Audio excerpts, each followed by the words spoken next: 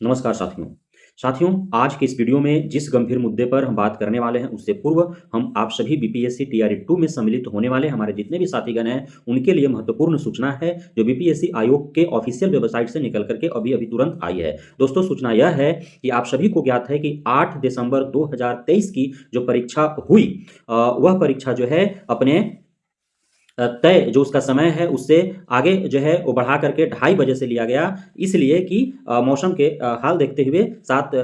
दिसंबर 2023 को साइक्लोन का प्रभाव बिहार में आया, जिसकी वजह से ट्रेनें लेट हुई और उसके वजह से बीपीएससी आयोग ने अभ्यर्थियों के हित में यह फैसला लिया जो काफ़ी हितकारी भी साबित हुआ। उसके बाद काफ़ी अभ्यर्थियों के बीच यह असमंजस या संशय या दुविधा उत्पन्न हो गई होगी कि जब 8 दिसंबर 2023 की परीक्षा जो है 2:30 बजे से हुई है तो आगे आने वाली सारी परीक्षाएं 2:30 बजे से ही होंगी। तो इसको क्लियर कट करते हुए बीपीएससी आयोग ने ऑफिशियल वेबसाइट पर नोटिस जारी किया है और उन्होंने नोटिस के माध्यम से अभ्यर्थियों को आगाह किया है कि सिर्फ 8 दिसंबर 2023 को ही यह टाइमिंग चेंज किया गया था। 9 दिसंबर 2023 से होने वाली 9 दिसंबर 2023 और उसके साथ साथ उसके बाद के होने वाली सभी परीक्षाएं अपने तय समय पर ही होंगी। इसलिए आप सभी शिक्षक अभ्यर्थी अपने घर से इस टारगेट से निकलें कि 10 बजे तक आप जो है परीक्षा केंद्र पर पहुंच जाएं और 11 बजे से पूर्व जो है आप परीक्षा केंद्र में एंट्री ले लें। आपको एडमिट कार्ड और एडमिट कार्ड का एक प्रति लेना है, आधार कार्ड ओरिजिनल आपको अपने साथ लेना है, बॉल पेन आपको लेना है, उसके बाद कुछ भी नहीं आपको ले जाना है, ना तो रफ पेपर ले जाना है, नहीं और कोई कागजात ले जाने हैं और नहीं कोई इलेक्ट्रॉनिक कोई भी सामान ले जाने हैं। तो ये आपको ध्यान में रखना है। सिर्फ लेकर क्या जाना है, एडमिट कार्ड का 2 पेपर यानी कि एक ओरिजिनल एक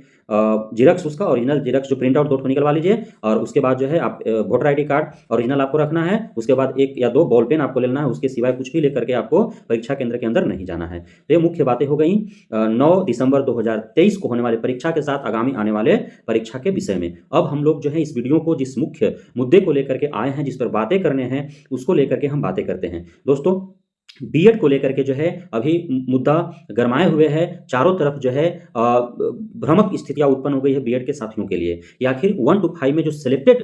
बिहार के 6th फेज के जरिए जो नियोजित शिक्षक है उनका आखिर होगा क्या? क्योंकि 6 दिसंबर 2023 को माननीय हाई कोर्ट पटना के द्वारा जो है 6th फेज में लगे बीएड धारियों का 1 to 5 में जो कार्यरत हैं उनका जो है नियोजन खत्म करने का जो है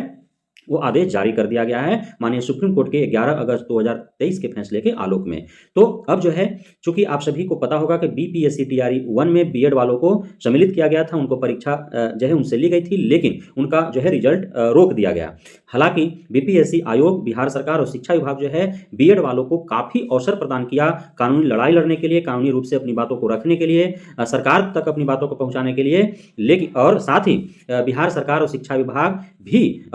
रिजल्ट घोषित हो और बीपीएससी टीआरई 1 में बीएड को लिया जाए, इसके लिए पटना हाईकोर्ट से लेकर के माननीय सुप्रीम कोर्ट तक उन्होंने प्रयास भी किया, लेकिन अंततः उनका हाथ खाली लगा और जो है वो अपने प्रयास में सफल नहीं हो पाए, बीएडधारी भी सफल नहीं हो पाए। अंततः बीएड वालों का बीपीएससी टीआरई 1 में 1 to 5 में परीक्षा तो दी है लेकिन उनके परिणाम रोक दिया गया। तो अब जो है देखना यह होगा कि 6ठे फेज में जो नियोजन के तौर पर 1 to 5 में जो बीएडधारी सिलेक्टेड थे, जिनको माननीय हाई कोर्ट पटना के द्वारा 6 दिसंबर 2023 को फैसला देकर के जो है उन्हें 1 to 5 से बाहर निकालने का जो फैसला सुनाया गया है, उसको उसके एवज में बिहार सरकार क्या करती है। बिहार सरकार चाही तो 6th फेज में 1 to 5 में लगे बीएडधारियों का नौकरी बिल्कुल सुरक्षित रहेगी, सरकार के हाथों में है। दोस्तों, आप सभी को पता है कि सरकार जो है संविधान के दायरे में ही कार्य करेगी, न्यायिक प्रणाली से ऊपर नहीं है, लेकिन सरकार के हाथ में भी संवैधानिक अधिकार दिए गए हैं कि वो नई रिक्तियों को भरने के साथ साथ जो भर्ती हो गए हैं उनके नौकरी में यदि किसी प्रकार के कानूनी दांव पेच आता है तो उसको अपने स्तर से जो है वो डील करते हुए और उनकी नौकरी को सुरक्षा प्रदान कर सकते हैं। नौकरी से निकालने के लिए जो फर्जी हैं वो तो निकलेंगे ही है, लेकिन जो योग्यता और अर्हता रखते हैं उनको जो है कोशिश किया जाए सरकार के स्तर पर कि उनकी नौकरी सुरक्षित रहे।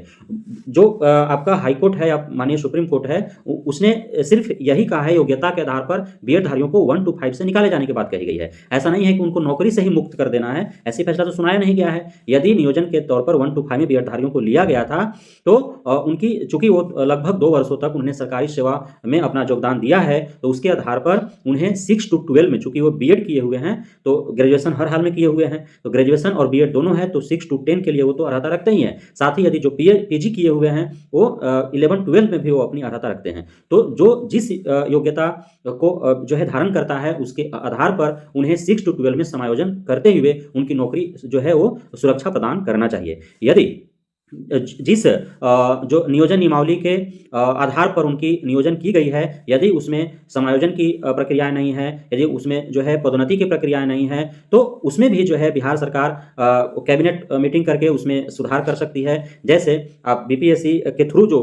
भर्तियाँ हो रही हैं अभी, उसमें जो नियमावली बनाया गया है, नियमावली में जो है यह लिखा गया था कि बिहार में शिक्षक बनने के लिए बिहार का स्थायी निवासी होना चाहिए। लेकिन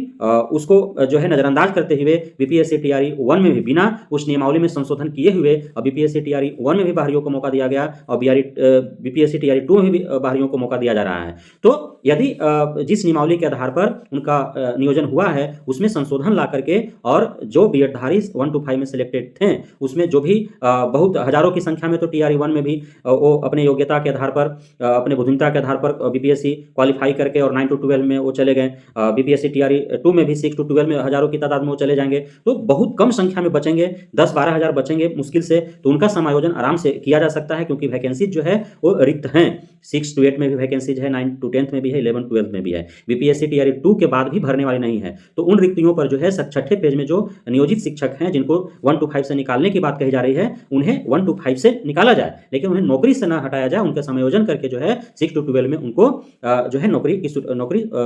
पर बहाल कर दिया जाए, उनकी नौकरी सुरक्षित रह जाएंगे और जितने भी 10 12 15 हज़ार जो जिनकी नौकरियां पर तलवार लटक रही है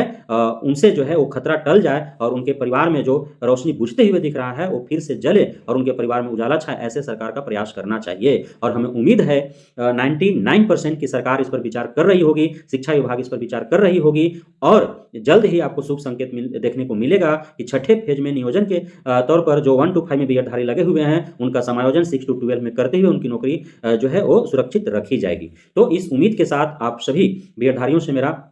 गुजारिश होगा कि आप इसी उम्मीद के साथ न तो पटना हाई कोर्ट में जो 6 दिसंबर 2023 को फैसला सुनाया गया है उसमें रिव्यू पिटीशन डालें और न ही 6 दिसंबर 2023 को पटना हाई कोर्ट के द्वारा सुनाए गए फैसले को चैलेंज करते हुए आप सुप्रीम कोर्ट जाएं। आप पटना हाई कोर्ट या सुप्रीम कोर्ट जाएंगे, आपके पास कोई वैसा मजबूत